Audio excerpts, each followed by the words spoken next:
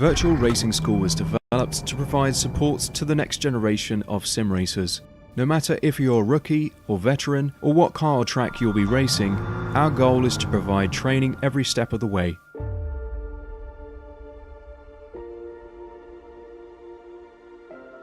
We found that iRacing can be quite difficult without proper training. There needed to be a way to prepare for on-track racing. With VRS, you can literally learn from the best sim racers in the world, including four-time NASCAR iRacing World Champion Ray Alfalla. And Ray Alfalla is a four-time champion of the NASCAR Pekin Freeze iRacing Series.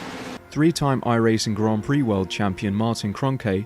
Martin Kroenke becomes a three-time world champion.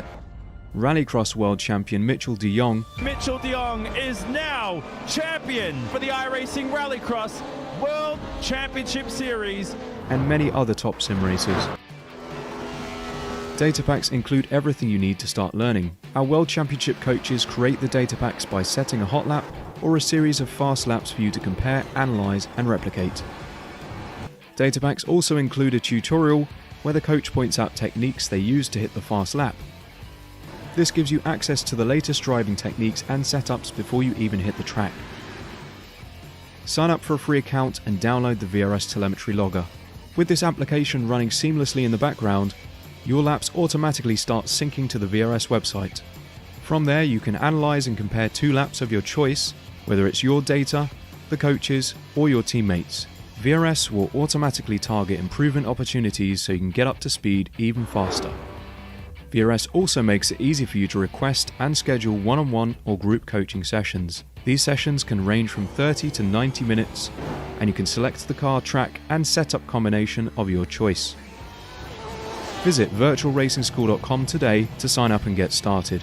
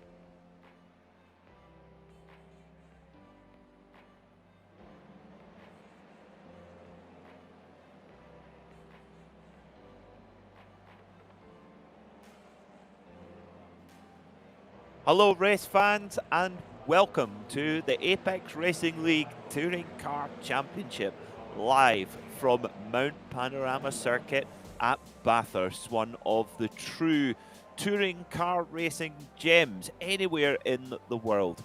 My name is Peter Mackay and joining me in the commentary box this evening is Sam Fitzpatrick, bringing you these beautiful images of Mount Panorama and these very snazzy SDK Gaming graphics is Samuli Kumo in our production booth.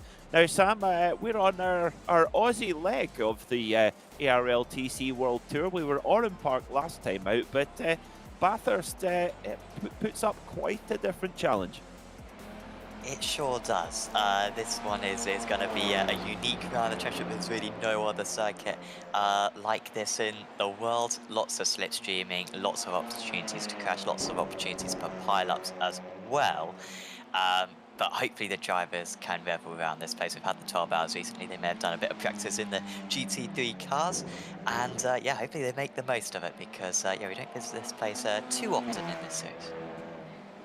No, we do not, and as you can see, it's, well, quite a big change. Of course, Carl Janssen came into the last round at Oran Park marginally leading the championship, but Kieran Harrison really turned the tables. Not a great round for Carl Janssen, although he did manage to win race 3, which sort of recovered things. But as you can see, Kieran Harrison resumes his championship lead, of course, running the #1 plate as the defending champion. But as we've seen so many times, Sam, here at Bathurst, just the slightest error can derail your whole race meeting with 3 races on the cards tonight. Yeah, definitely. I mean, there's a lot of places, there's a lot of points you can lose. I mean, you can potentially have lose 70 points potentially in a race, or 75 points if your rival wins, and then you don't finish the race, finish more than 1 lap down, and of course that can wreck your next races as well. So it really is a flying championship. You're gonna have your lows. It's just about trying to minimize them and trying to get as many highs as possible. Ben Gregory hasn't had too many lows recently. He's had a little bit of a struggling final 3 rounds or so. He's progressively kind of scored less points as the rounds have gone on. Mark Woodhouse has been on his tail though throughout the season. He's in a strong 2nd place. Sergei Glaskov in 3rd, Toby Ward, Marcel Fritsch, who was very strong in qualifying back at Oran Park. Maybe a bit of improvement for the WS Racing driver in terms of his pace. Sitting there, Mark Johnston, I think, a bit further down. Certainly still a worry for those top guys. We've got 2.5 more minutes left in qualifying. And of course, with it being such a long lap, with the time progressing at the 15 minutes, we will have to go into the drivers will have to be starting their final lap pretty soon. It's kind of Guinness on pole position, and it's something that's really surprised me. Well, it's not a big surprise, but it's pretty remarkable, I think, Peter.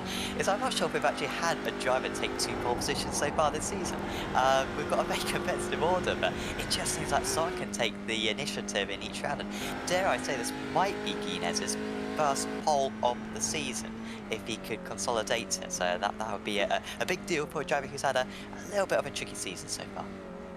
Well, I suppose if you're Statman, I'm Robin, or whatever the abbreviation of Robin would be. You're normally the man with these stats, but that does sound accurate, at least, Sam. But yes, of course, Corrington Queen is, shall we say, a controversial round last time out at Oran Park. Of course, involved in a little bit of contact with Fraser Smith in the last part of race 2 at Oran Park, but.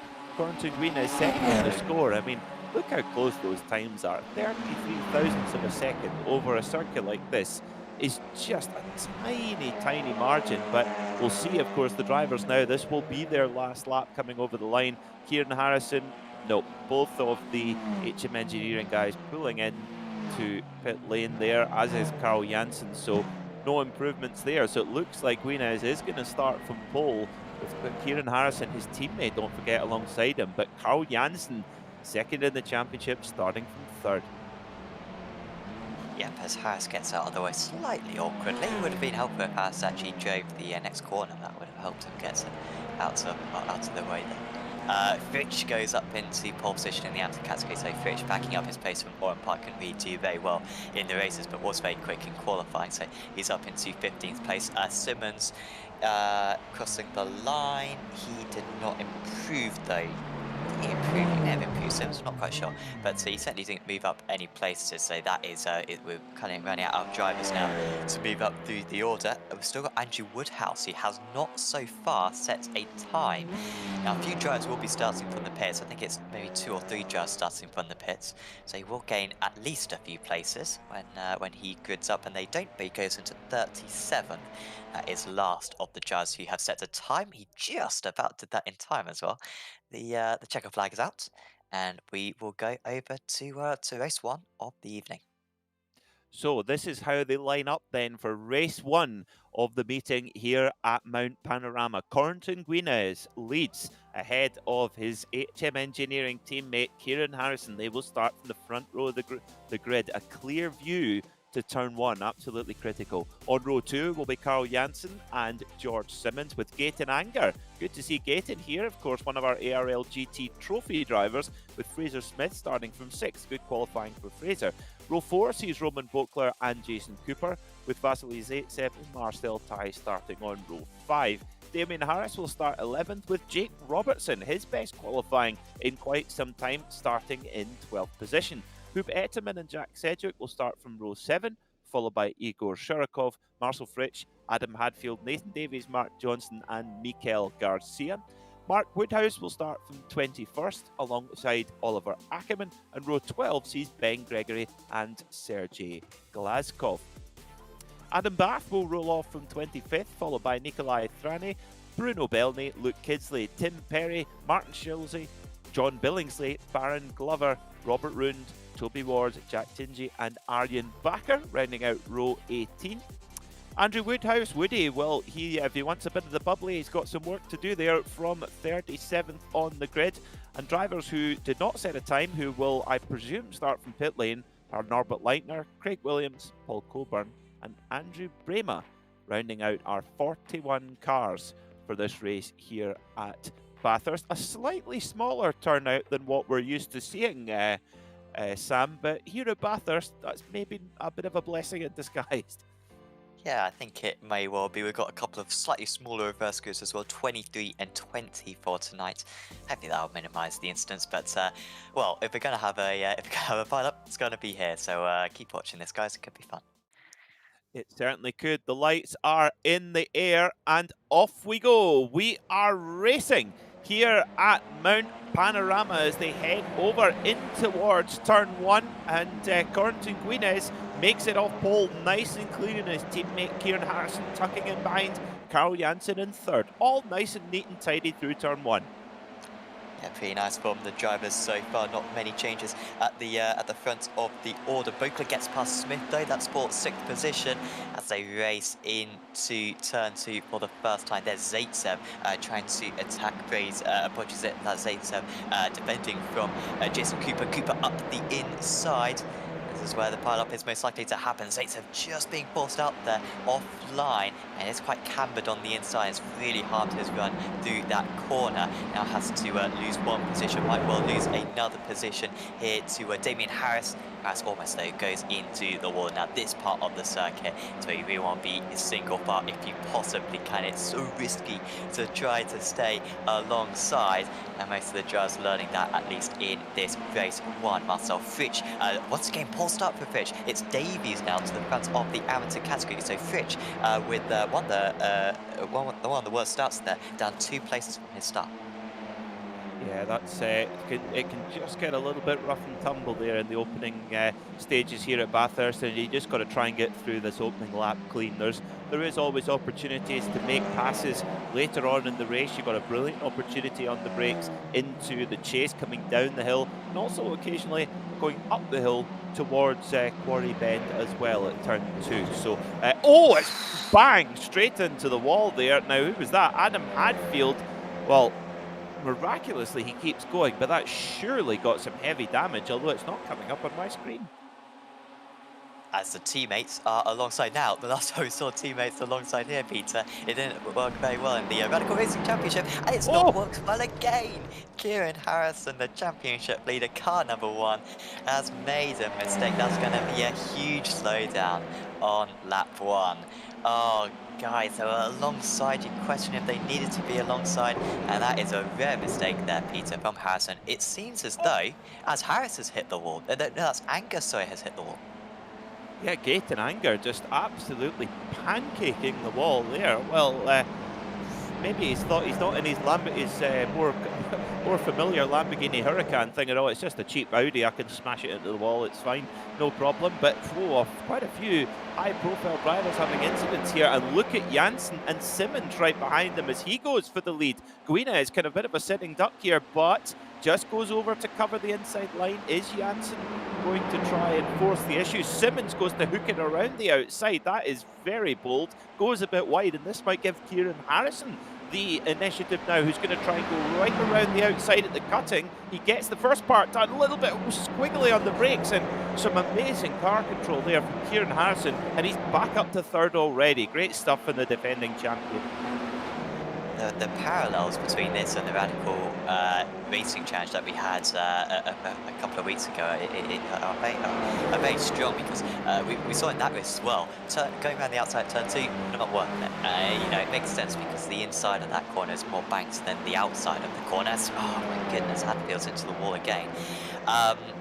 yeah, the outside is less banked than the inside, so it's really not worth going for that, and you're probably going to lose out to the driver behind if you go for that. So I think that's something that the driver's got to take into account as the race goes on, and also of course the marbles will be building up as the meeting goes on. The marbles are carried over from each of the races. Hadfield with a lot of pace, but this is where you can't really do much with it. Will he go for the inside move into Forest Open? No.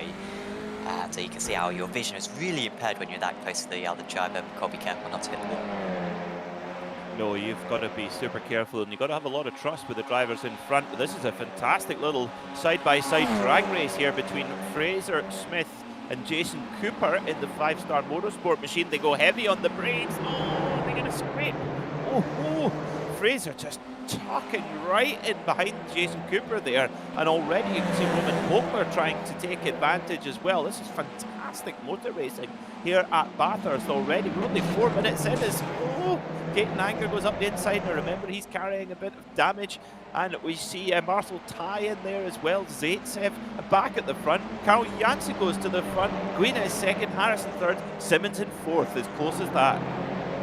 Yeah, that's going to be surely race over there for Anchor.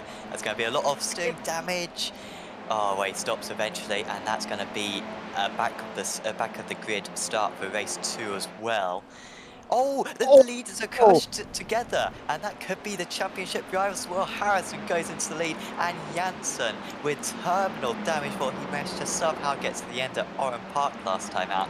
He's not going to get to the end of this one. Carl Janssen out of race 1. Well, let's have a look and see what happens. So Janssen is well in the lead, goes to cover the line. So he's got the inside line now, and I don't know, it'd be interesting to get a look on board with Corentin Guinness there if we can, if that's possible, because I just want to see what happened there. I didn't get a very good look at it, but let's see. So we're riding on board with Corentin Guinness. So Janssen goes to the inside, Guinness goes to the outside, and it's just the lightest of touches. Sam, how do you see that one? Yeah, maybe a little bit of net cut. I'm always very hesitant to call anything like that on stream, because I'm sure the stewards will have a look at it afterwards. Yeah, no doubt he's come up the worst. Guinness with a bit of damage, but well, that's how things can change. I mean, I'm not going to put blame on anyone, but both of those drivers were very close to one another. You got a question this early on in the race, in race 1 of all the races, to be that close. Possibly not the wise thing to do, as Simmons easily pulls ahead of Guinness. He wants to stay in the draft of Harrison, and Guinness is now just going to try to finish at least inside the top 23 so he can get reverse grids, so he can get a good race 2 grid position. But I think it's only a matter of time until Cooper is past as well. Well, what a dramatic start here at Mount Panorama. I think I agree with you, Sam. I think it's very, very difficult to apportion any blame there. I think that's a racing incident where I really think there was a kind of 50-50 there, to be honest. And as you say, maybe running a little bit too close with that. You've always got to leave that little bit of extra margin with the sim racing world. You just occasionally get that little discrepancy, and actually they're kind of a little bit lucky they didn't take any more cars with them, because it's a pretty violent impact there for Carl Janssen. You've got to think he's going to be devastated about that, and he's got so much work to do now. However, that being said, Sam, we know, don't we, that if there's anyone who can cut through the field this season, it's been Carl Janssen.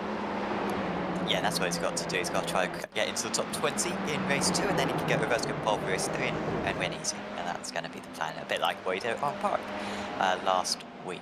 Hadfield up into 15th, so that damage for him, or that contact they had, not affecting him too negatively. Oh, and we've got another collision, and that is 2 of the top drivers in the outer category. That is Frisch, who makes some very uncomfortable noises across the wall there. I believe it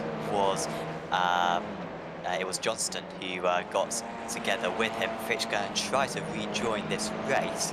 Obviously it's tricky, and in these cars, front wheel drive, you can't exactly do an easy turn either, so he's going to have to drop right to the back, wait for a big old gap, and then put it to about a 5-point turn to get back on his way. But yeah, once again, that's where the track really narrows up, and yeah, where incidents can often happen.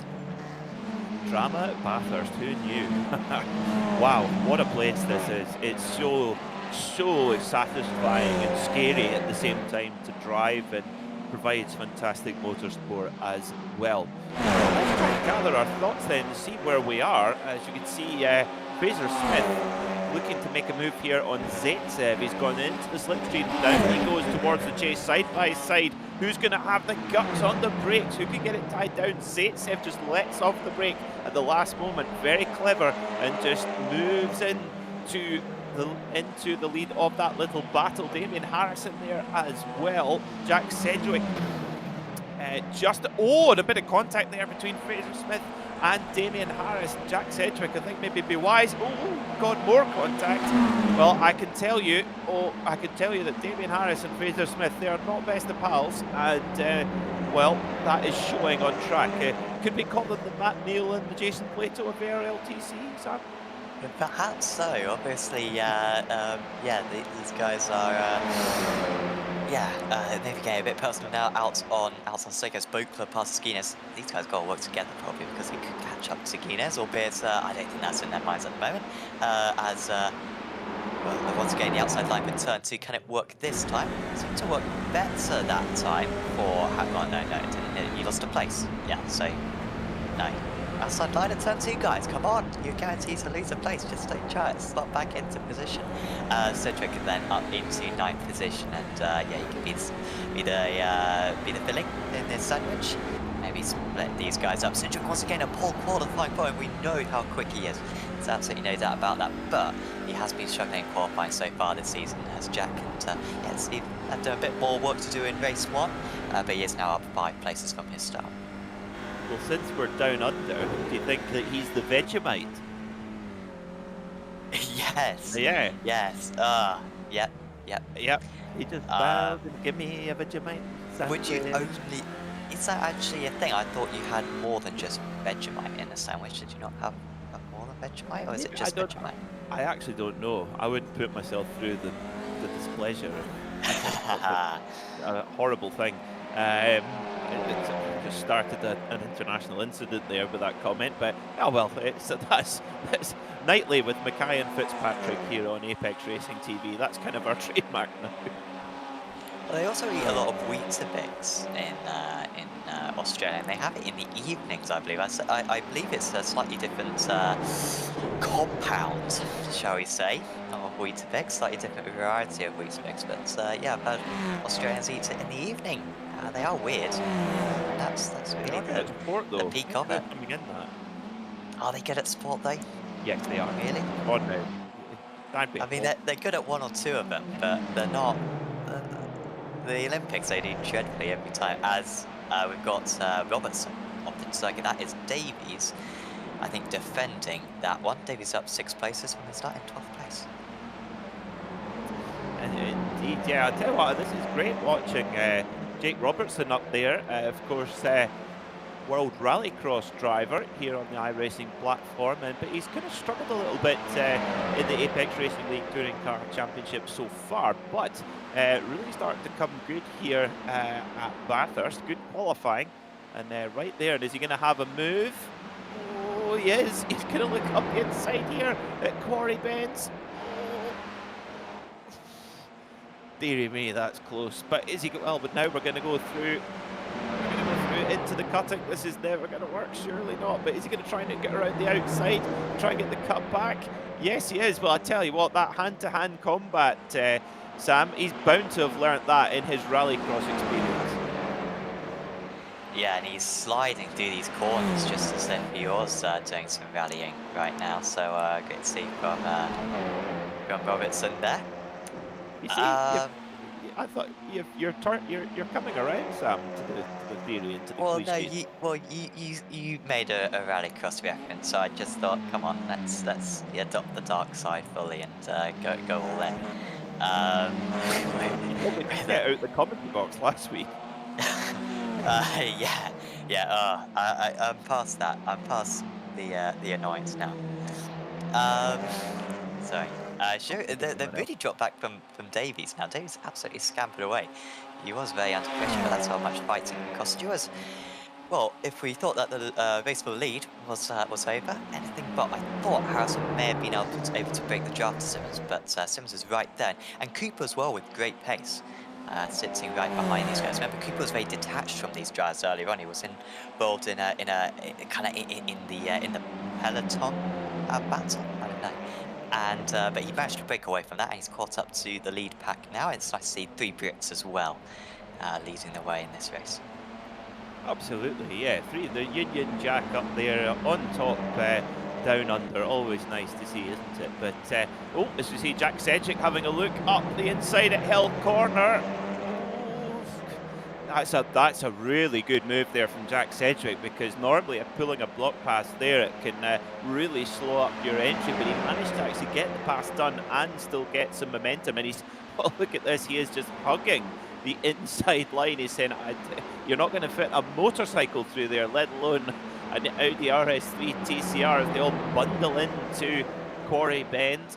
And Sedgwick keeps the move, he keeps the position and moves into 8th position as well. Now, at the front, you've got to think Roman Bokler's not out of this either. He's only a couple of seconds off the leading trio, and George Simmons looks like he's not content with sitting there, neither is Jason Cooper. So I wonder if with just the tiniest bit of battling here, Sam, and Roman Bokler could join this group.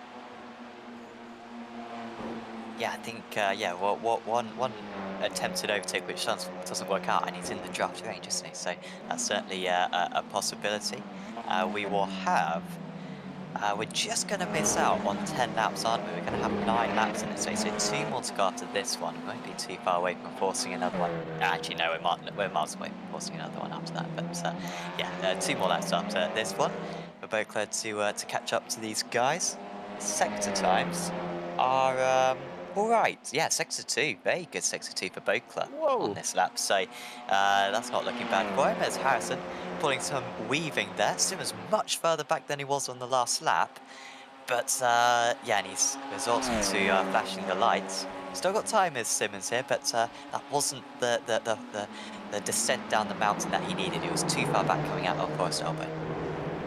Well, I think you can tell that Harrison's really under the pressure. We're not kind of used to seeing him doing things like that, but really weaving quite aggressively back and forward on the straight and then moving under braking into the chase. So Harrison really using everything in the playbook to try and keep George Simmons at bay. And George Simmons using, well, that's, I tell you what, if you want a stereotype, Sam, there, Audi driver tailgating the car in front and flashing the headlights. I mean, that's about as stereotypical as you can get. Absolutely. Yeah, Harrison struggling a little bit through turn 1.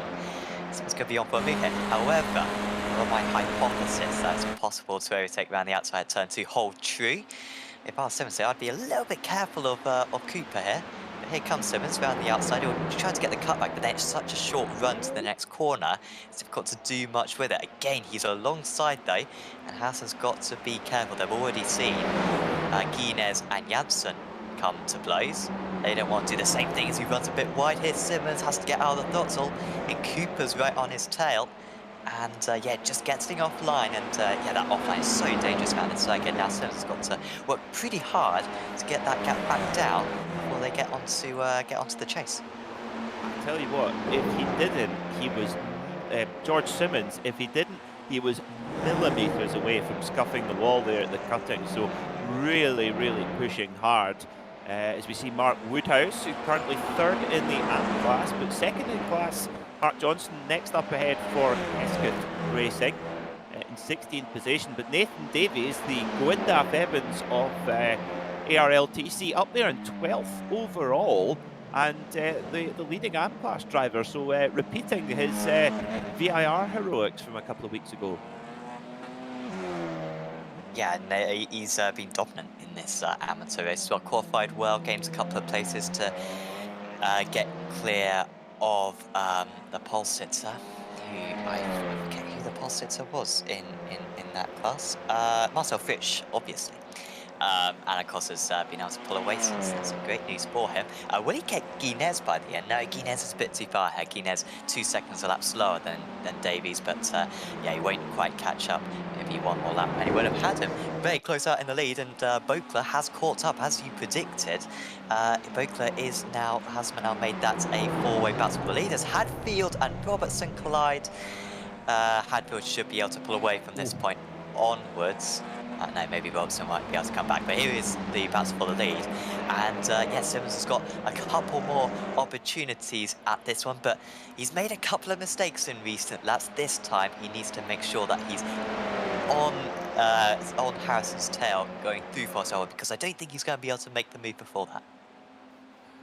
Well, we shall see. Has he got a surprise up his sleeve? Well, Simmons goes to nab the racing line there on the entrance. Harrison has to go really defensive and tight there, but he still maintains it. So Harrison leads into the cutting with Simmons on the back bumper, almost touching his exhaust pipe, heading there into the cutting. Jason Cooper in 3rd, and Roman Bokler pulling out his best lap of the race to get up there in 4th, and it's now a 4-car battle.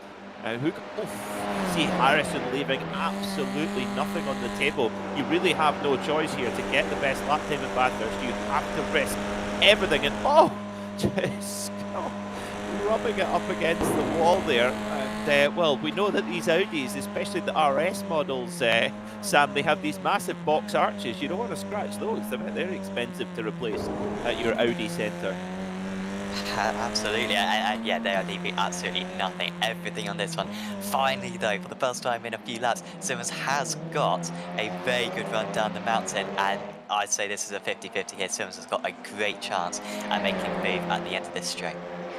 It's going to come down to the chase, and I tell you what, you look at the amount of distance that both Harrison and Simmons took out of Cooper and Bokler there. Absolutely imperious over the mountain. They're really throwing everything at it. But here we go now, down into the chase on the last lap here at Bathurst. Simmons is going to have the inside line. They bang wheels. On the brakes they go. Simmons just about going to have it. He does. George Simmons goes into the lead for the Apex Racing team in the 163 Audi as they head down towards Murray's, the final corner. Simmons hugging the inside line for all he's got. Harrison's going to try and hang it around the outside. He's going to go for the cutback. Will it be a drag race to the line? Who's going to take it? Is it going to be Simmons? Is it going to be Harrison? It's Simmons who takes the lead, takes the win just from Kieran Harrison. Jason Cooper 3rd and Roman Bokler in 4th. What a motor race, Sam. That was brilliant, wasn't it? It felt a lot longer than 20 minutes. A lot happened. Remember, Harrison went off on the first lap. He got back into the lead soon, but Simmons only led for a couple of corners of the race. But there are the corners that mattered. It was a brilliant job from him to get that mid position his car brilliantly near the end there. Reverse grid pole was 23, so that is Sergei Glaskov. He's going to get reverse grid pole, and of course big shout out to Nathan Davies for taking that amateur class win. Another one to add to his collection. Still going on further down the order. Oh, that's a very late move for Rund. He went in way too deep, and Woodhouse gains about 3 places in the final few minutes. I know Robert will be kicking himself for that one, just picking way too late for the final corner as Woodhouse up into 32nd right at the end. Yeah, good run there from Woody. Now, Sam, I'm afraid I might know the answer, but I wonder if you've seen the race report from last week's round. I didn't see it. Okay. I didn't see it. Woody got a few mentions, actually, I have to say. Even I actually think he actually even made the title. So he's as Woodhouse gasping for the bit of the bubbly.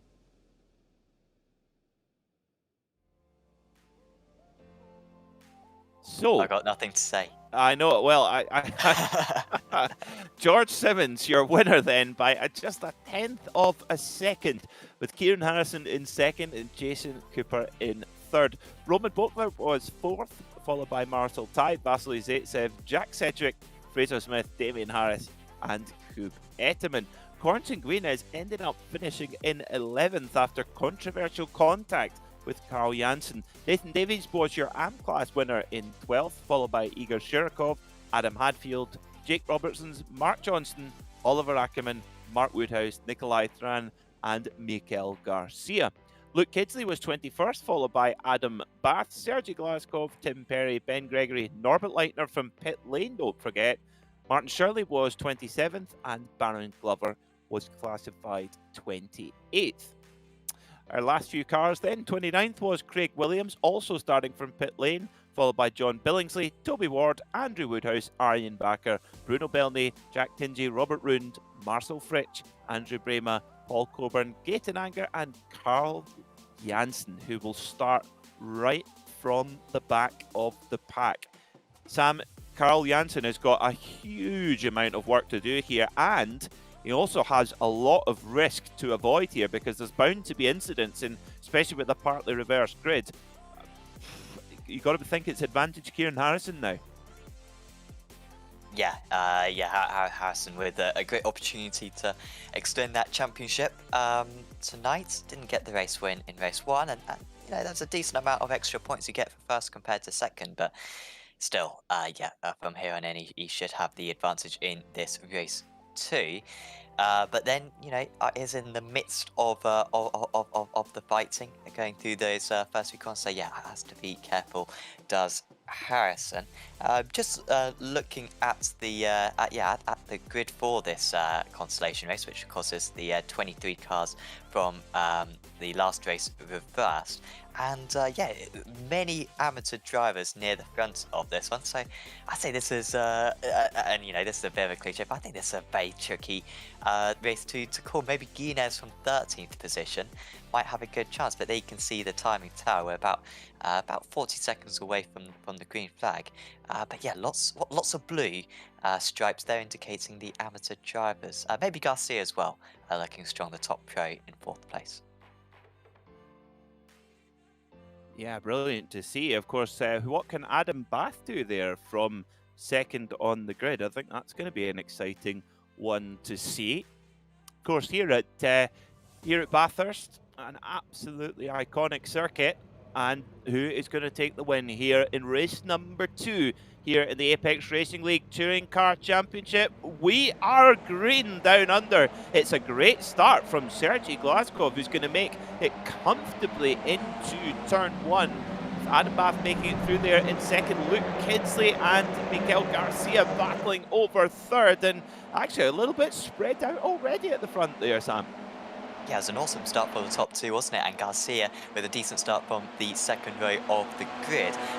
Poor start for Nikolai Thrain to lose a couple of places. Also saw Tim Perry drop a couple of places. But this is the moment of truth. This is where you can perhaps get a place or 2 on the brakes. Woodhouse nearly running into the back of Kidsley just ahead. Hadfield as well, going up the inside of Robertson. That's it. Robertson up the inside. We've got 3 wide almost. Got to leave space. Oh, that's exceptional driving right there. And it's Guinness trying to gain some place. Guinness with a great chance of winning this race, of course, was leading in parts for race 1. But he can't get past Robertson, and you can see those lead drivers get further away. 2 wide into the S right there, but they managed to get into single file. Eventually, Guinness right on the hunt of Robertson. He wants to waste absolutely no time. Oh no, that's absolutely right. But of course, no matter where you are on this mountain, the chances to get by are so limited. And actually, Jake Robertson running a little bit wide there, coming into Skyline. Down the dipper they go. One of the most incredible strips of tarmac anywhere in the world. It's like falling down the stairs going down there. It's kind of like the corkscrew, but with walls right on the edge of the track. It's perilous, to say the least. Now, best pals Damien Harrison, Fraser Smith glued together as well. I'm sure that'll end well in 15th and 16th place. But so far, so good, Sam. Yeah, we're going to have a change for second place here, because this is Garcia moving past Adam Bath. Will Bath fight this one too much? There's almost a bit of content. That's so positive. The net code around that part is really big as well. Bath runs wide. Kidsley almost runs wide as well. Bath is going to do well to rejoin the circuit safely, and he's very cautious and loses loads of places right there. Does Adam Parth. He's well down the amateur order now. Kidsley, ooh, that's almost contact. That is Woodhouse up into 3rd position, so excellent first lap for Woodhouse, gaining 3 places. Kidsley drops down to 4th now, and Nikolai Thrain and Mark Johnston dueling it out at the moment. That's Johnston going around the outside, and that will be a much better exit for him. Hadfield trying to gain, and Guinness up into 9th position. He did get past Robertson eventually, and yeah, Guinness though going to do well to gain a position at the end of this straight. This is where he came to blows with Janssen in race 1. It was, yeah, and look at Jake Robertson. He's trying to find any which way to retaliate there as well. But Guinness is, although up to 9th position, he's right in the epicenter of the trouble right now. He's got to be super careful just to keep this car clean for the next couple of laps and wait till the field kind of thins out a little bit. It will thin out a bit, not completely, but just to give himself a little bit more room to roam. But you can see here, right on the gearbox of Thrain, well actually not the gearbox in this car, on the exhaust pipe of Nikolai Thrain as they head through McPhilloway Park and up towards Skyline. It's what an amazing circuit this is. It just never gets old watching touring cars around here. Interestingly, Harrison and Simmons, as we got too wide. Oh, come on guys, decide. It's not worth it. It's not worth it. Oh, it's one of the moves of the season from Guinness. Around the outside and managed to make it stick. And now Robertson's going to try to do another move. That's not quite as impressive, but it was still brave. And now Davies as well, trying to get past. This is a hard time right now for Nikolai Thrain. He starts way up the order. Mirrors go flying on the inside of the track. So Johnston gets him past his teammate Kidsley a little bit further up. But yes, Simmons and Harrison yet to gain places in this race. They're 24th and 25th, just making no progress. Tricky to overtake around this place when it's a draft train. I'm sure they will gain place later on, but yeah, nice driving from the drivers around them so far. As Oliver Ackerman, meanwhile, he's trying to get past Mark Johnston. Johnston though hanging on to that place. That's Ackerman past Kidsley then. But Johnston's making good progress. We know how quick Johnston is. Hasn't had a great season. Well, one of my favourites for the Amateur Championship. Still got a chance at the Amateur Championship. But yeah, if he could get a podium out here, then that would really help his cause. Guinness moving up another spot there into 6th position. You got to think that he is potentially the danger man for this race. But Sergei Glazkov doing a super job right now, leading the pack right now with Miguel Garcia in the pro class right behind him. So good start from Sergei Glazkov, and I have to say, just coming back to Adam Bath there, Sam, I tell you what, he could have easily rushed his way back onto circuit there after that little off-track excursion at the chase, but he played that one very smart, both for his benefit and for those around him, with coming back onto circuit when it was safe to do so, and he's been rewarded with a nice clean race car to carry on with. Yeah, there was almost a pile-up there. My word. We might have another pile-up there. Cedric gets a couple of places in quick succession. Oh, contact, and that is Fraser Smith. Oh, fortunately, he does a full 180. Thank goodness for that. He made contact with Shirikov, I think it may have been. I'm not quite sure, but those two came to blows the corner previous, and they weren't exactly giving each other a lot of space. So that was, yeah, contact between those two in consecutive corners, and that is, yeah, great shame for him. And you can still see, well, Janssen's up into 20th, but Janssen's done so well. Like, Janssen's only 5 places below Simmons now, and only like 2 seconds behind on track. He's 1.8 seconds behind. He has got a bit of damage there, and that is going to hurt him down the straights. However, he's got some terrific drivers ahead of him. Williams, Ty, Gregory, of course, is the leader of the Amateur Championship. Then Leitner and Simmons and guys. So the positions gaining from here and in will be tricky, but he's got past Jason Cooper, for example. Cooper's had a dreadful race so far, down 6 places, so not good for him as Garcia takes the lead off Glazkov. Yep, great move there from Mikel Garcia. Set it up early and moves past at the chase. Flying the flag for Full Send Racing after just coming back to that incident there. Now we've got a moment at the cutting. I mean, when you've got 3 cars going into a corner as narrow as the cutting, there's always going to be at least one driver coming off worst, and usually it's the driver on the outside. And I think Fraser Smith there just a little bit hung out to dry. I think it was Shirikov in the middle. Oh, and Zaitsev's off. Shirikov was in the middle, and Damien Harris went up the inside. We'll maybe get a replay perhaps later on, but it's all going on here. But this is what you get at Bathurst. Yeah, a few crazy corners just back there because we had Simmons and Harris all going off the circuit. Oh, come on guys, space. Yeah, we had Simmons and all going off the circuit, then Zaitsev eventually went off the circuit. This is a properly tight battle that these guys are involved in. Simmons is starting to make some progress. It's not too much rush. Oh, that's Janssen almost into the wall, almost into the pedigree boards right there. And actually he's lost a place there to Cooper. So Janssen falling backwards now.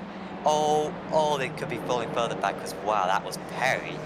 Almost being given a shove there from Anger. He wants to get into the reverse grid places. The reverse grid places are the top 20. So 20th position in this race is going to start on reverse grid pole. So that might explain why Anger's quite so aggressive there.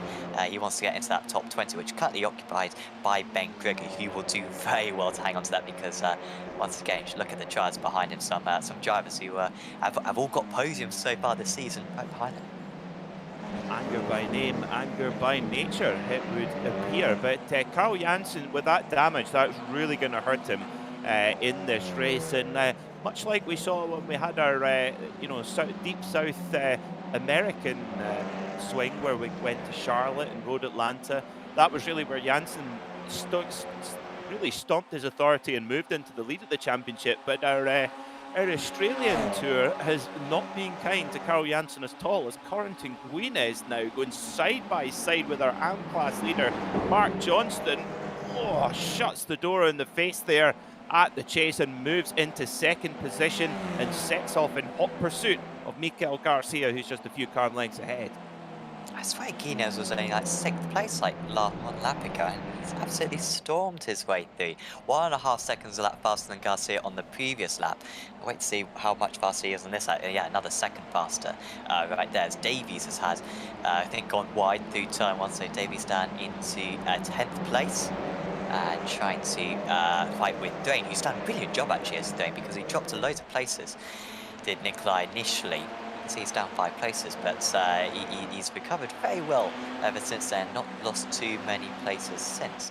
Hadfield and Robertson, this has been a race-long battle, hasn't it, between these two. Also we've got Kidsley trying to get in amongst, and Hadfield taking that again, just the outside line, and you almost always lose the position, and Kidsley will happily take that one. Also, that was Glaskop down into 6th place. So Glaskop, he was up in 2nd place at one point, he's down into 6th. And kind of this pack now that we had the amateur drivers at the front initially, and we've now got the pros, or the top drivers from race 1, now catching up to them. So this whole pack from kind of 3rd place down to 25th are really starting to close in on one another. Now, this is a critical part of the race now. We've just gone past halfway, and this is where it's a kind of a tipping point for your championship leader, Kieran Harrison, for race 1 winner, George Simmons. They've made a good progress, roughly about 10 spots or so, and this is the tipping point. Do they push and try and gain more positions at the risk of potentially falling back, or do they just hold station and wait for things to come to them? Now, we've seen Kieran Harrison be very, very good at that. That's been kind of his trademark, hasn't it, Sam? He's just got that. It's been fascinating throughout the season. Him and Carl Janssen have been so close in the points, but they go about their business in such a different way. As we see Mikel Garcia now having to, a little bit defenceless there, really. Corentin Guinez getting such a good run, and Mark Johnston, nearly parks it in the boot of Mikel Garcia's Audi, but they somehow don't make contact. There's certainly not enough to send them both off, but Guinez is through and he hits the lead after just 11 minutes of racing, Sam. This is amazing stuff. As Sherikov's off. Yep, I got Shirkov down to 30th place. Also Kidsley. Oh, Kidsley's rejoined. Did he hit Davies? He hit someone. Was it Harris? Oh, and now he's made contact again. And that's Simmons and Bokler, who he's collided with all the HM Engineering cars. Leitner, Williams, and Damien Harris got involved. And look at that, that's Bath. It was so many incidents right there, all spawning from just the off from Davies to start off with. I think Davies actually got away with that kind of all right. Yeah, Davies is still in the top 10, but that is some big changes there. I'll try to figure out who it was. Bokler, Harris, Kidsley, Williams, all colliding. I actually think it'd be interesting to have a look from Damien Harris's perspective, because I think it was maybe Harris and Bokler who maybe got together. But what a monumental pile-up. Of course, it's very narrow on the pitch straight there, with walls either side. So, okay, so we're going to see from Kieran Harrison's point of view then, and it all kicks off with... I actually can't even keep up with that, Sam. It all kicks off between Harrison and... between Bokler and Harris, but what a mess. That was pretty mega from Harris there. He literally had everything, like missiles coming at him from every single direction. He somehow managed to walk through it.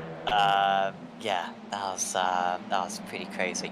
And so how he's still in other places beyond me, Janssen as well. Gets into it. I'm not quite sure what the cause of that was, to be honest. They were just unlucky that, that one spun just tapped to the next, and then they just tapped the next driver. And yeah, it cost about 5 retirements right there of some good drivers.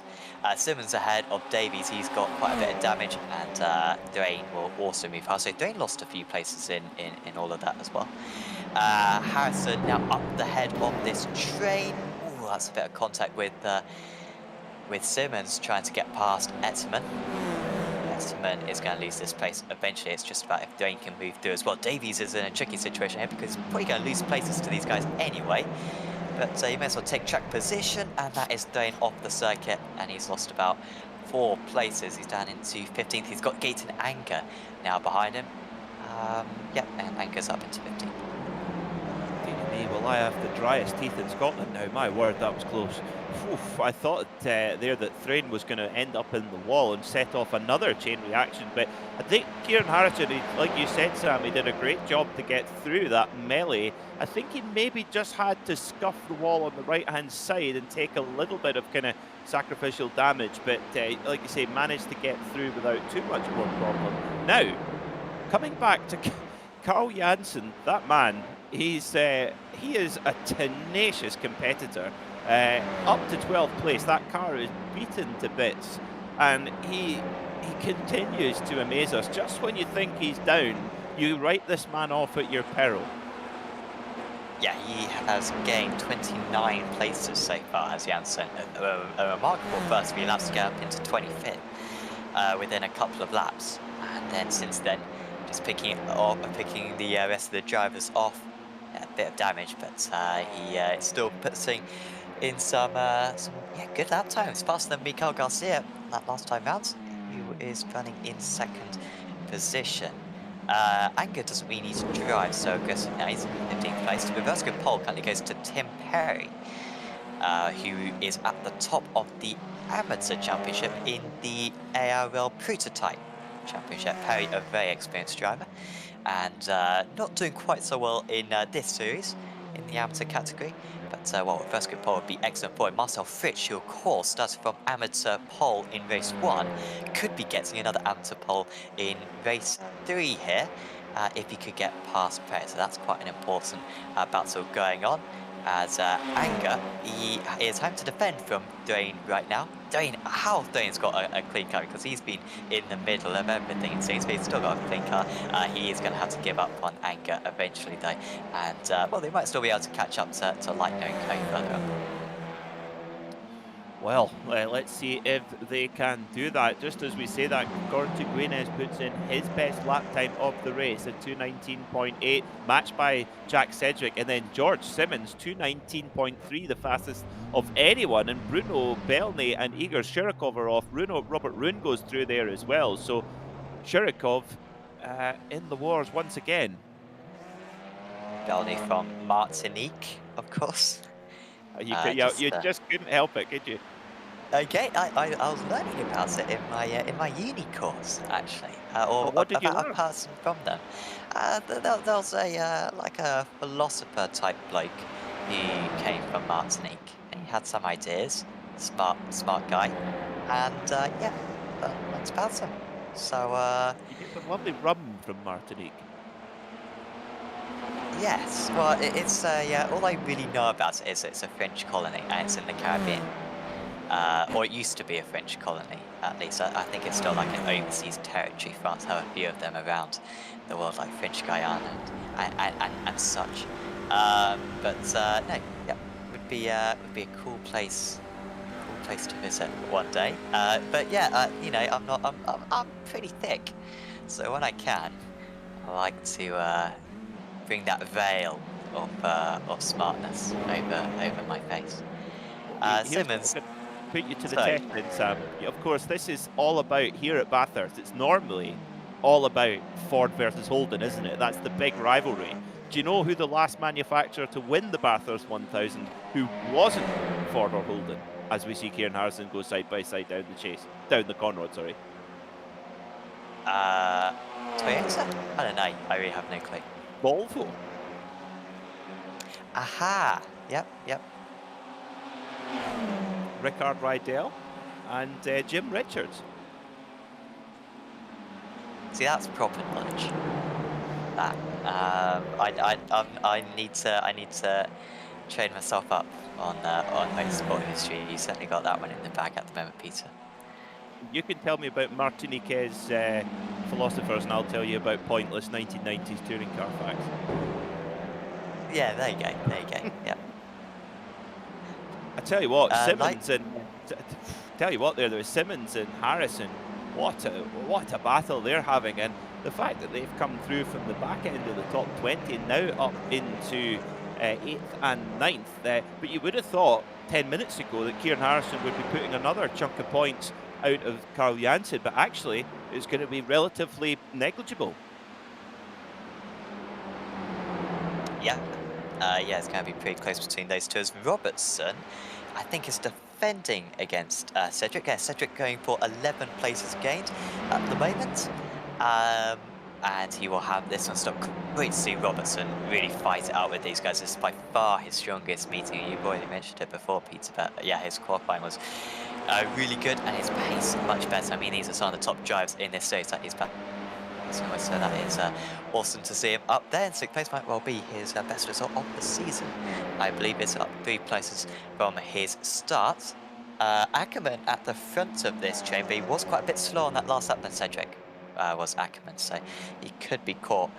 Johnston 4 seconds clear of these drivers as the time has expired. By the way, just a quick shout out to SDK Gaming. You provide a lovely overlay, and of course you can get a very similar overlay for streaming, broadcasting, and as a heads-up display. Go to sdkgaming.com, you can get a 14-day free trial, and yeah, get yourself signed up. Best overlay you can get for iRacing.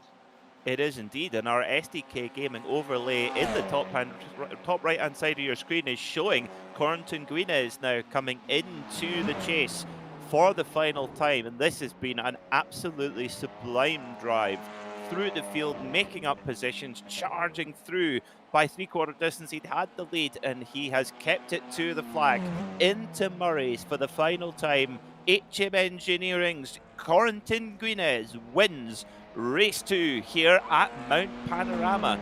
We wait for Mikel Garcia, who comes over the line. Mark Johnson confirmed in 3rd and best in AM.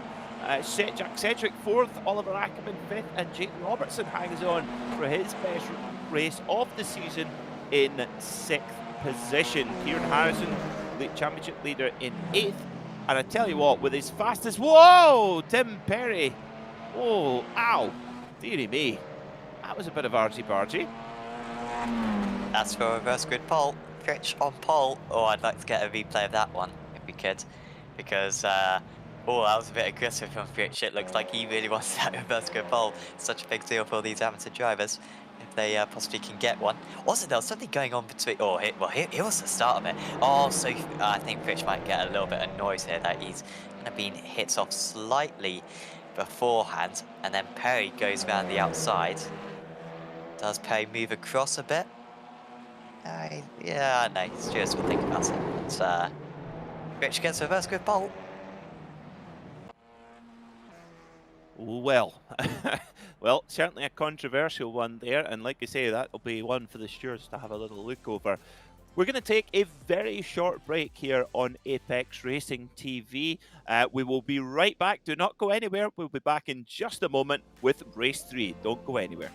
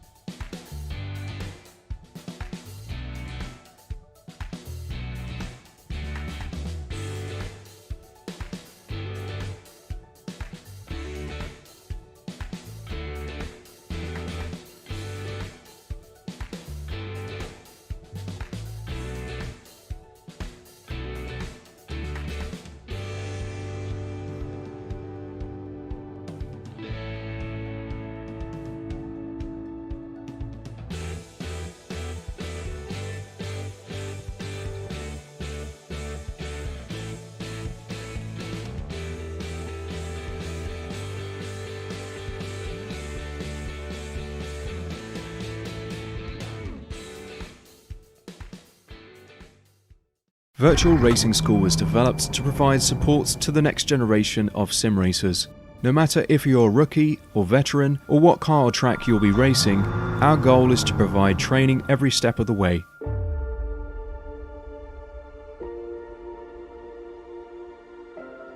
We found that iRacing can be quite difficult without proper training. There needed to be a way to prepare for on-track racing. With VRS, you can literally learn from the best sim racers in the world, including 4-time NASCAR iRacing World Champion Ray Alfalla. And Ray Alfalla is a 4-time champion of the NASCAR Peak Antifreeze iRacing Series. 3-time iRacing Grand Prix World Champion Martin Kroenke. Martin Kroenke becomes a 3-time world champion. Rallycross World Champion Mitchell de Jong. Mitchell de Jong is now champion for the iRacing Rallycross World Championship Series. And many other top sim racers. Data packs include everything you need to start learning. Our World Championship coaches create the data packs by setting a hot lap or a series of fast laps for you to compare, analyze, and replicate. Data packs also include a tutorial where the coach points out techniques they use to hit the fast lap. This gives you access to the latest driving techniques and setups before you even hit the track. Sign up for a free account and download the VRS telemetry logger. With this application running seamlessly in the background, your laps automatically start syncing to the VRS website. From there, you can analyze and compare 2 laps of your choice, whether it's your data, the coaches, or your teammates. VRS will automatically target improvement opportunities so you can get up to speed even faster. VRS also makes it easy for you to request and schedule one-on-one or group coaching sessions. These sessions can range from 30 to 90 minutes, and you can select the car, track and setup combination of your choice. Visit virtualracingschool.com today to sign up and get started.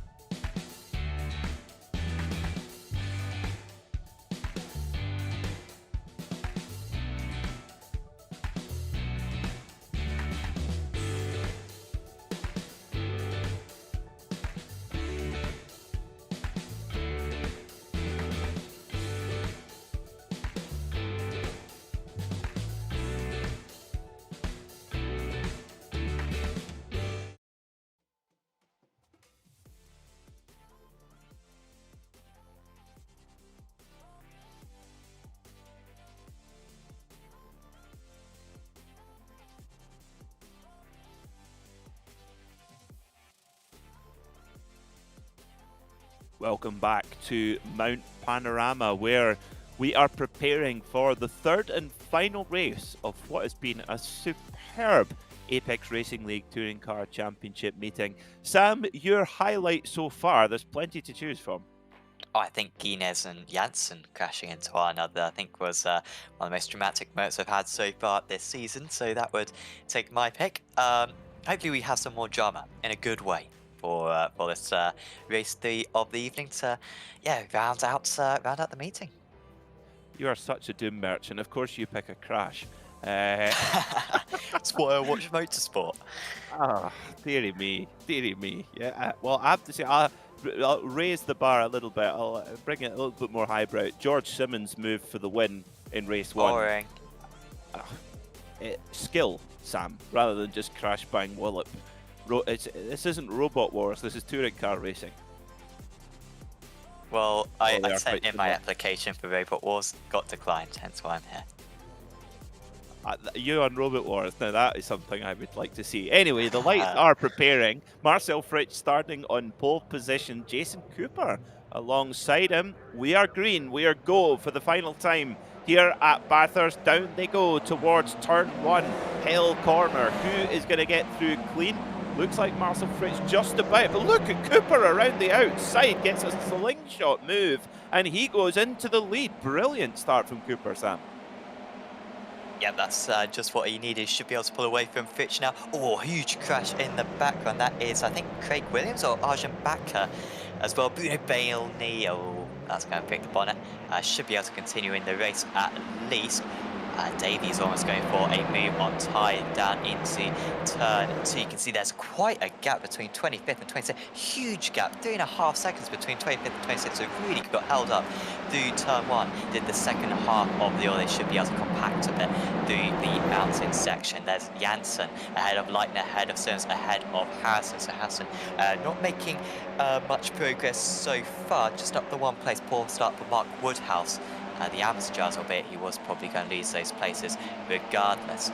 But this is looking pretty tasty. Anger down to Hadfield, all top quality drivers battling it out for these places as Janssen trying to get past Esmond right now. Goodness me, Carl Janssen just leaves nothing. And Anger goes off. Oh, be careful. Oh, I tell you what, Gaten Anger did really well there. He could have easily been an Audi-shaped bowling ball, but he managed to get back onto circuit and not cause any incidents. Top marks there for the Frenchman in the 1-2-3 machine. and they didn't lose actually that many places in 13th spot, but what a dramatic start to this race. You see Carl Janssen trying to set up that move again on Hoop Etterman, trying to break free and move his way forward. Down the Conrod straight they go, side by side between Janssen and Etterman there. Jake Robertson now trying to hold off Jack Sedgwick, one of these fellow World Championship license holders, and Marcel Tai hits second place, moves past Marcel Fritsch, and Nathan Davies, our very own Gwendaf Evans, up there into fourth. And oh, Thrain's off, Etterman's off, goodness me, out the chase. And one of the HM Engineering cars, that's Norbert Leitner. Oh, be careful. Wow. Leitner came storming off the circuit right there. Once again, Harrison and boys. Oh, Harrison's got ahead of Simmons as well. And Janssen. So Janssen went off the circuit. That's a dreadful first lap for Janssen. And Harrison ahead of all of his rivals, really, now. So that is, yeah, absolutely mega for him. Hadfield benefits from that quite a bit as well, but he's having to work hard now to try to keep Janssen behind him. He'll be absolutely infuriated. Hopefully we'll get a replay of that a little bit later on in the race. Once this battle is sorted out. Getting a bit of a bump chart, I think, was the Apex car inside line. Should work well for Hadfield here. No, Janssen's trying to go against everything right here. And he's got the inside line. Well, Carl Janssen's pulled it off. Not many others have pulled it off tonight. And he does get in place. Look at the aggressive move as well from Anker. He really has made some enemies, I think, tonight. And he was looking for an opportunity to get past Hadfield right now. Wow, yeah, Carl Janssen did it. The amount of grip that he found coming through Hill Corner at turn 1 was just absolutely incredible, and really able to, like you say, one of the only guys able to make that outside line work at Quarry Bend and set it up into the inside of the cutting as Jack Sedgwick looks up the inside, going through McWiff Philliman Park into Skyline. Oh, side by side, Woodhouse and Sedgwick, through they go into the dipper, and Sedgwick just toughs it out and throws everything, caution to the wind, and he goes by. Wow. Well, who said you couldn't overtake over the mountain, Sam? Oh, that might have been me earlier on. I think I said it. I think I said it as well, more times than you, to be honest, so we're both wrong. So apologies. So no, some of the moves tonight have been absolutely exceptional. Still not as good as some of the crashes, but you know, some of the moves have been good. Sedgwick, yeah, pulling away then from Woodhouse and Guinness.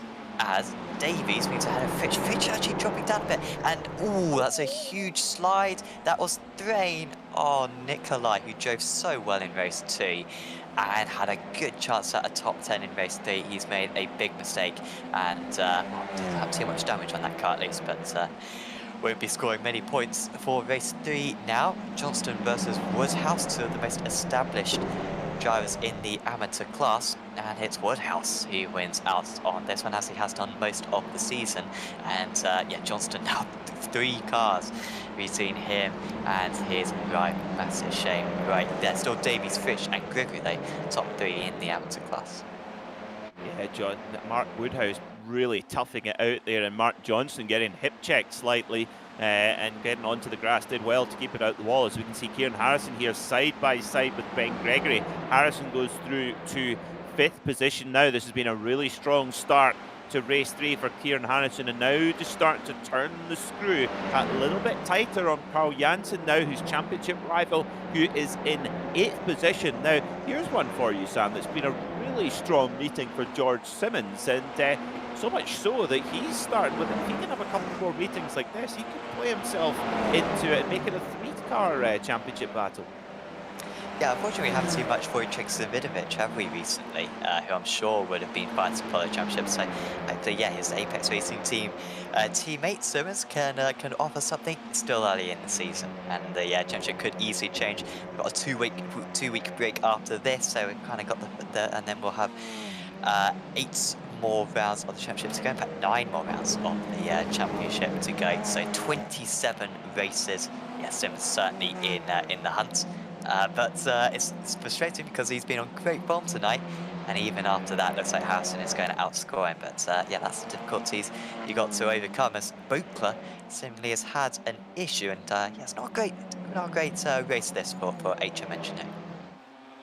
No, with the exception of Harrison, who moves through to fourth. But normally, you're right, we're normally used to seeing all of them fighting up the front. Those red and black cars have been such a staple of the front-running pack here all season in the Apex Racing League Touring Car Championship. Of course, Kieran Harrison defending his title, which he won with HM Engineering last season, and he sets his sights now on Nathan Davies. But we know that Nathan Davies, he's properly a gritty competitor. He is not going to care a jot if there's a number 1 on the side of that car. Kieran Harrison will have to earn this place to get by Nathan Davies, and Nathan will not give him it for free. Oh yeah, my word. Be sure gee, that, Domino. that is well, that's Hadfield who's lost that. Hadfield's had a terrific meeting after hitting the wall like 5 times in race 1 and not getting damage. He just seems to be immune, and once again, well, that time was a hit, but and he's got a defense against Woodhouse here. Woodhouse to the outside might actually be clear of Hadfield by the time they get on the brakes, and that is the case. Just a dreadful run out of that corner, and that was Hadfield colliding with Anger, Robertson, and Etterman right there, 3 wide into turn 1.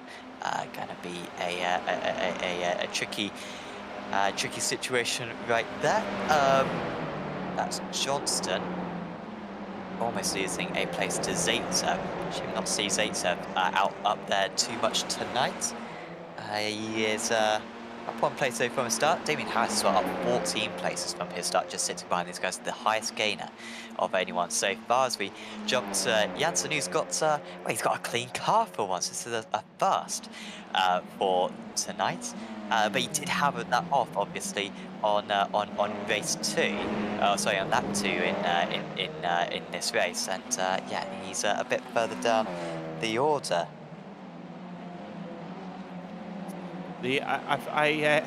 Someone is there is some, I can't quite understand, Sam. There is some action for you in the YouTube chat, so I shall pick up while you have a look at that. As we see Kieran Harrison now looking to get by Nathan Davies on Conrod Straight. They go side by side, heading down towards the chase. Does Harrison have enough of a run? Is Davies going to fight it?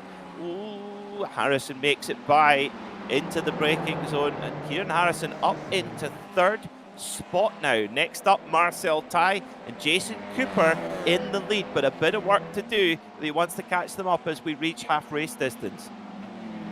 Some libel on the chat at the moment. This is absolutely unacceptable. I didn't call it 2020 Season 3. This is Season 3 of the Apex Racing League Touring Car Championship. Nothing about 2020. We don't do years.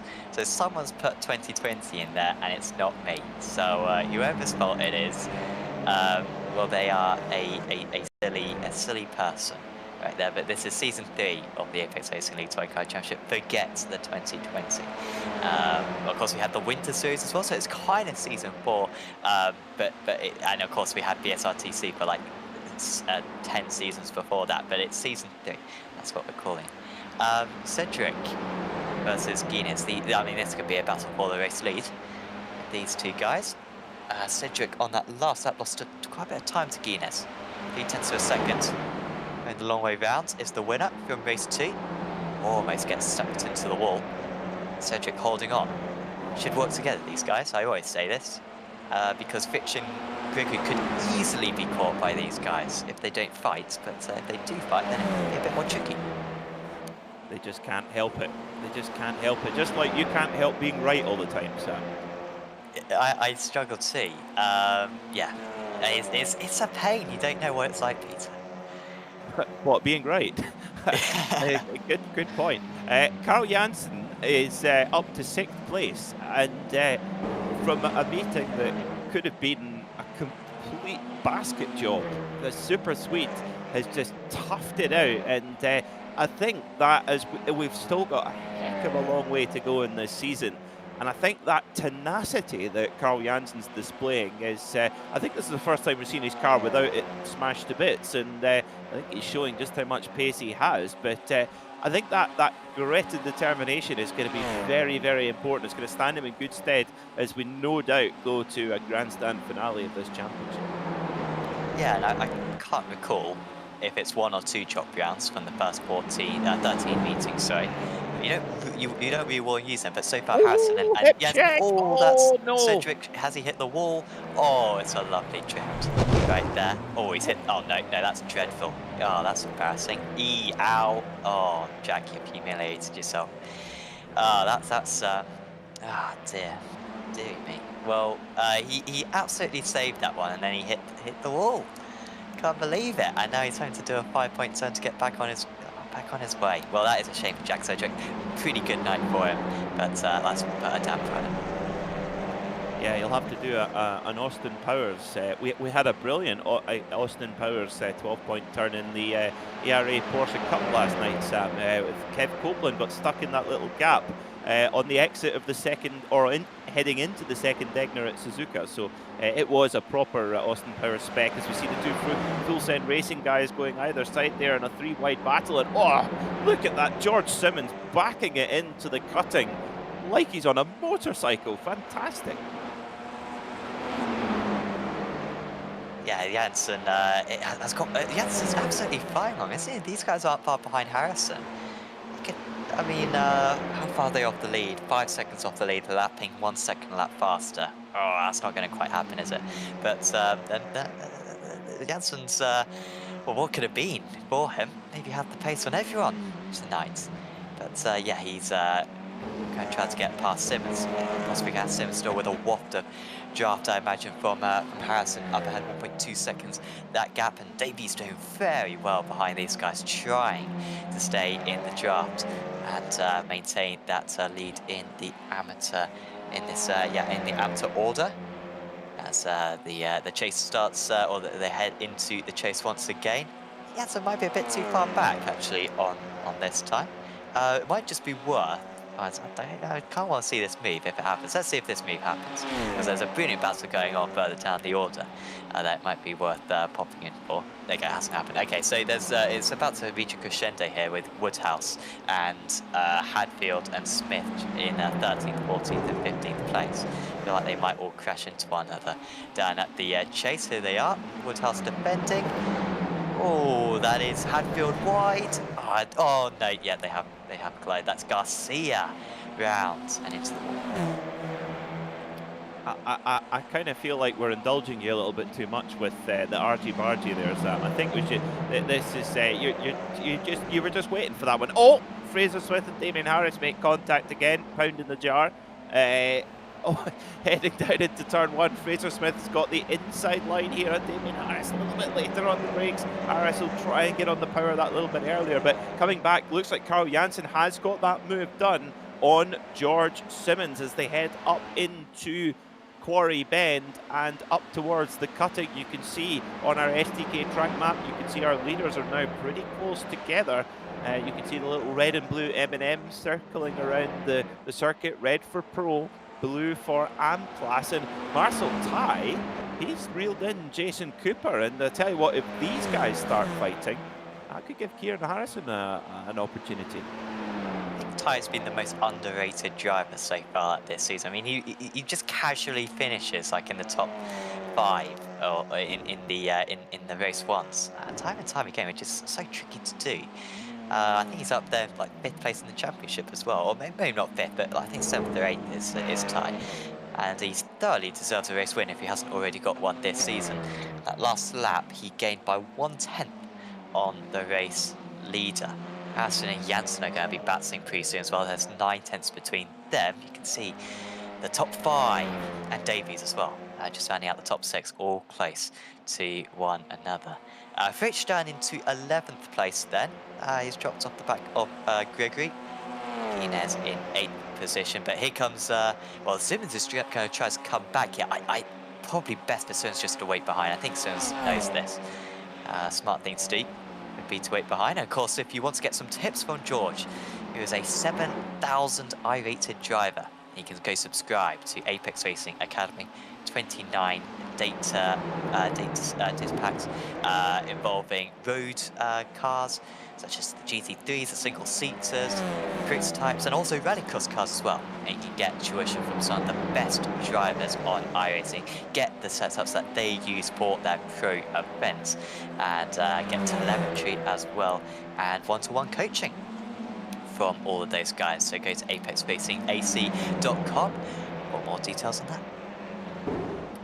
Indeed. Now, this is getting really fascinating now up at the front, because Carl Janssen is starting to take a bit of time out of Kieran Harrison. And I tell you what, although he does have to worry about George Simmons behind, I tell you what, if Janssen were able to overcome Harrison and get on the podium here, I think, although the points difference would be negligible, I do think that psychologically that would be a big thing for that battle between Harrison and Janssen. But I look at this, Damien Harrison, Fraser Smith side by side into Quarry Bend. Harrison hangs on just, but this is an extraordinary battle here for, well, this is for the battle for the last place in the top 15. It's like they're playing for keeps here.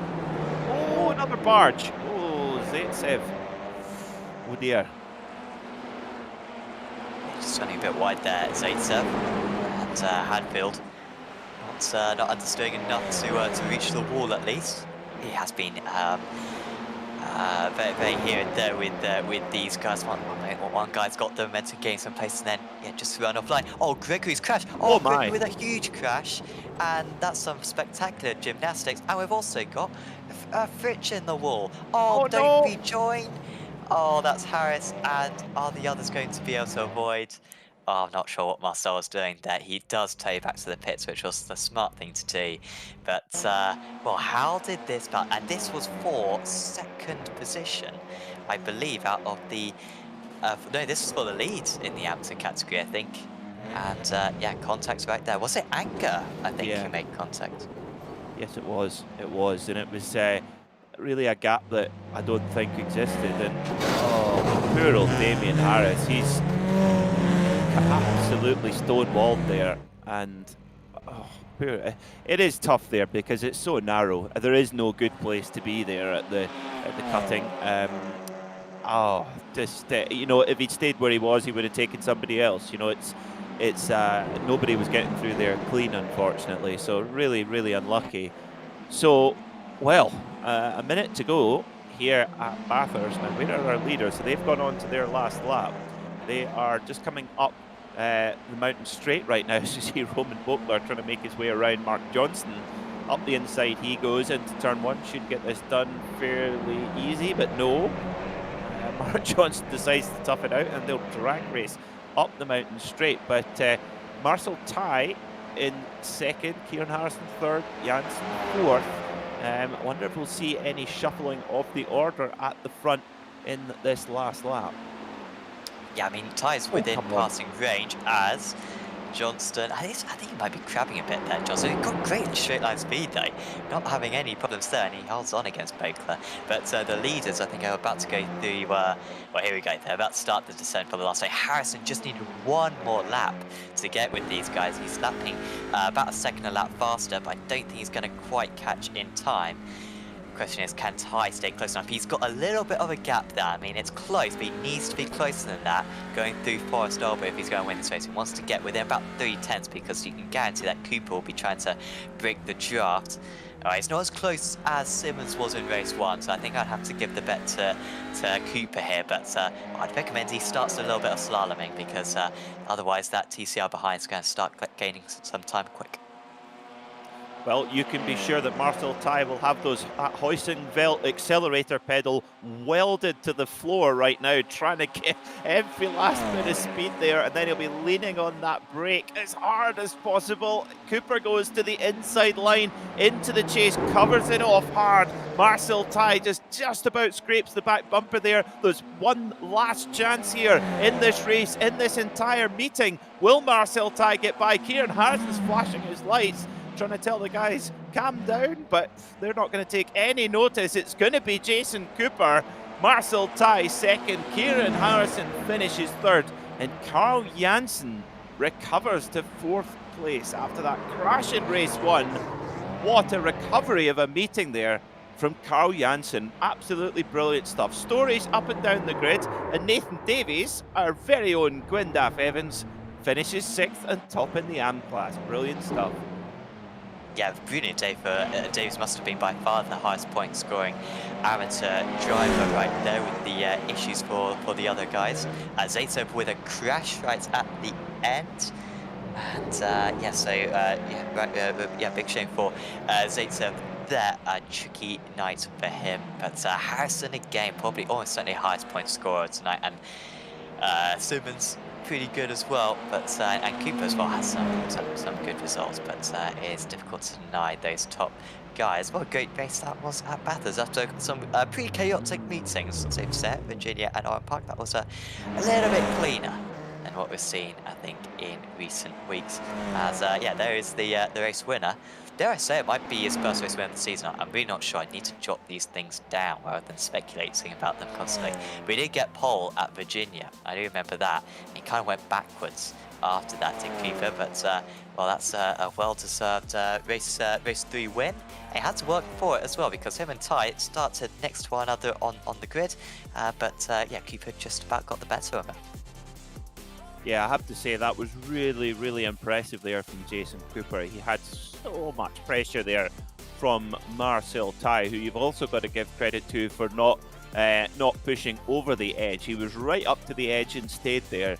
And Jason Cooper just placed his Audi RS3 TCR in the perfect spot so that Marcel Ty had nowhere to go. Defended the lead. Of course, he got into the lead so early, made a rocket start, and never gave it away. Jason Cooper thoroughly deserves that race win. Yeah, absolutely. And I mean, Cooper's still, we're going to do the jump. Lovely stuff, come on. Hey, he won the race. He's won our hearts as well with that. He Lovely held stuff. Brilliant. So, I mean, all the others have crashed. I mean, that's... End it now, Jason. Don't try to do anything more spectacular tonight because I think that's as good as it's going to get. Lovely stuff from 5-Star Motorsport. I have to say, I love it how he makes the jump and sticks it as well. And no damage as well. So Jason Cooper, that is the gentleman's set. Pole, lights the flag win and land the jump afterwards. Fantastic. Well, let's have a look at the results then for race number 3 here at Bathurst. It's been an absolutely... we're waiting on one more car coming over the line. We've got a slow coach on our hands, Sam, but we will have the results in just a moment. It's been a superb meeting here at Bathurst, and here we go. Confirming our race 3 results, Jason Cooper wins from Marcel Ty by less than 0.2 of a second. Kieran Harrison makes his way through to complete a superb meeting in 3rd, and likewise Carl Janssen recovering from that crash in race 1 to get some really strong points. Really good stuff from the Super Sweet. George Simmons finished in 5th, another good meeting for him, with Nathan Davies winning in 6th overall. Corentin Guinez was 7th, followed by Jake Robertson, another good meeting for him. Gaten Anger was 9th, a little bit of controversial contact there towards the end. Huberterman finishing in the top 10, and Mark Woodhouse 11th and 2nd in the class. Fraser Smith was 12th, followed by Oliver Ackerman, Norbert Leitner, Adam Hadfield, Vasily Zaitsev, Roman Bokler, Mark Johnson, Sergei Glazkov and Craig Williams, rounding out the top 20.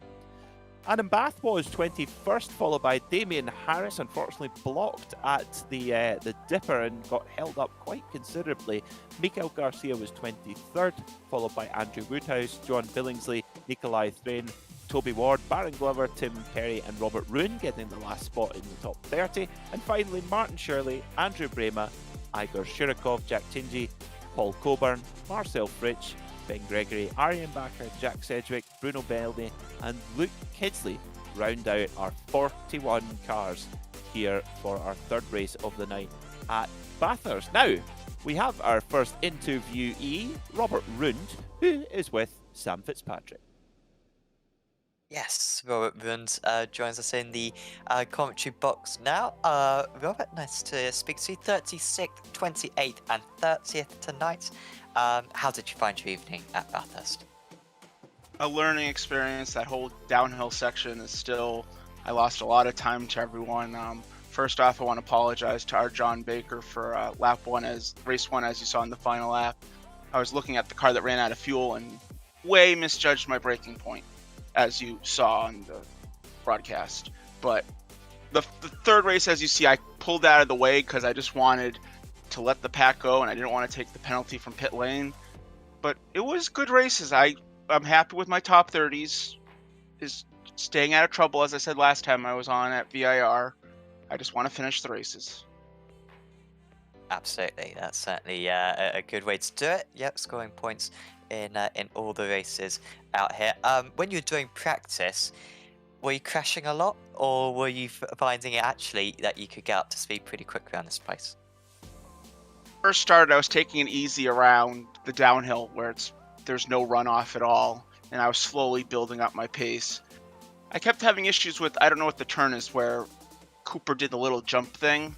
I could never get that one down, but I mean, that's why I sometimes let the pro guys buy me, because I could use that to my advantage to try to learn some of their craft to help me in the long run in the league.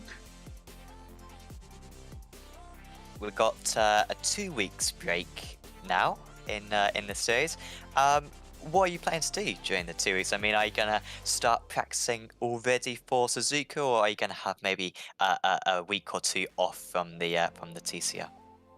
I do need to practice a little more. I'm usually the type that kind of delays a little bit, and that has hurt me, as you see at times. No, I have racing. I do scoring for a private track in New York. That starts April 3rd, which I know is after the 2 week break, but when you see cars there that are, I saw McLaren Senna, I'm never going to make that much money ever in my life. So, but it's my fun. This league's my fun. That's my subculturing. I love scoring. It's such a blast. Absolutely. So that sounds a lot of fun. So what's the name of the circuit that you do that at? It's a private club named Monticello Motor Club. I think it's Monticello Motor Club. Very high end. The base membership to have as many track days is $100,000 US.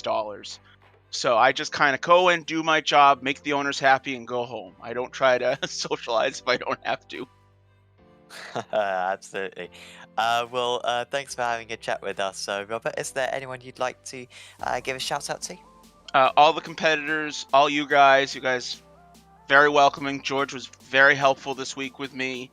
I just love it was rough VIR, but I love how everyone is. We have our times, as you well know, Sam, but we get along, and it's, for the most part, good, clean racing. Absolutely. Well, thanks for having a chat with us, Robert, and we'll see you back in a few weeks' time. I'll be here. Thank you very much. Have a great night, guys. Robert Rund there, finishing, day 6, 28th and 30th positions tonight. Well, we're very lonely at the moment in here, Peter. I will just, mention Virtual Racing School. Thanks to them for supporting this broadcast. 50 data packs on Virtual Racing School, on road and oval racing. Of course, fantastic telemetry software as well that you can download. Also available on Apex Racing Academy, I believe. But yeah, Virtual Racing School, some terrific drivers work as coaches over there. So certainly do check out Virtual Racing School, and maybe get yourself a subscription for that one. But yeah, it's kind of weird. We haven't done this in the past, Peter, but we do have a 2 week split. We've got no racing next week, and we've got no racing the week after. It's 3 weeks until the next race. But it'll be interesting to see what the drivers do with themselves over that time. I don't know what to do with myself, to be honest. I know. Yeah, me neither. I mean, I think for those looking for, if you're a regular viewer of the Apex Racing League Touring Car Championship, and you're going to be pining for some proper racing action, might I suggest either tuning into, or even better, taking part in the Apex Racing League Mazda Cup on Monday nights, which of course you and I have the pleasure of commentating on, Sam. And I have to say, the racing on Monday this week at Daytona was absolutely exceptional with the Mazda MX-5s. Such a simple formula, but so exciting, and great respect from all the drivers. And you can, as long as you've got an iRacing subscription, you've got the car and you've got all the circuits you need. So I tell you what, although we're not going to have our touring cars for a couple of weeks, we're going to be kept with our hands full with these little Mazdas. Yeah, the next 5 rounds of that are going to be really cool, and the championships are close as well. Really competitive field, so yeah, certainly do sign up to that one. And of course, you can also sign up to the second half of the season here in the Apex Racing League Touring Car Championship. We've got a few spaces free. I mean, 41 drivers is a lot, but well, we'd like to get that up to 50 odd if we could. So if you want, we are going to be opening a new product where you can pay just £3 per meeting for each of the remaining 9 rounds. So that's a £27 entry for the second half of the season. If you join our Discord, which there's a link for in the description below, then you can, the Apex Racing League Discord that is, then you can get a notification for when that product becomes available, and yeah, you can race in the final 9 rounds of this series. If you've enjoyed the racing, we're visiting some classic circuits. We're visiting Suzuka, the Nordschleife, Long Beach as well, Le Mans as well. It's a proper epic end to the season that we've got, so yeah, certainly check out Apex Racing League with our 6th series, which are currently running. That is going to be a proper thriller. I mean, Le Mans with touring cars, that is a thought. Could, well, of course, as we saw, there's been so many shifts in momentum over the last few weeks between Carl Janssen and Kieran Harrison. Both have enjoyed the lead of the championship. Kieran goes into this little break with a pretty good advantage, but with all these circuits like that, Sam, it could flip on its head back and forth another couple of times. Yeah, it's going to be unpredictable this second half season. It was the first few rounds, you know, Janssen and Janssen and Harrison were almost perfect, weren't they? And Savinovic as well. Throw him in there. You know, they were barely making any mistakes. Last couple of rounds, you know, Janssen has made some errors, but as you say, it's going to go here and there for the rest of the season. So much of it is down to luck. It's nice to think that across a 16 meeting season, the luck will even out for all the drivers, but we'll see. And that amateur championship as well, Woodhouse, Gregory, and many others, that's super close as well. So yeah, looking forward to that. It's always nice to have a title battle along with the good racing. Indeed, and we will bring it to you here, all live here on Apex Racing TV. That is all we've got time for this evening. We hope you enjoyed this broadcast of the Apex Racing League Touring Car Championship, and we'll see you after the break in a few weeks' time. Don't miss it. Thanks for watching.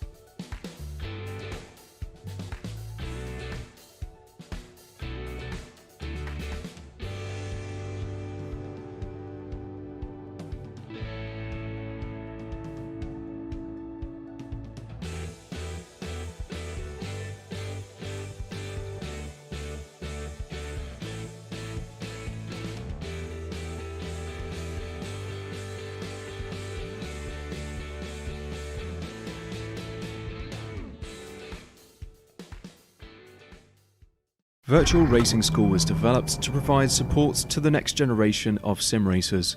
No matter if you're a rookie or veteran or what car or track you'll be racing, our goal is to provide training every step of the way.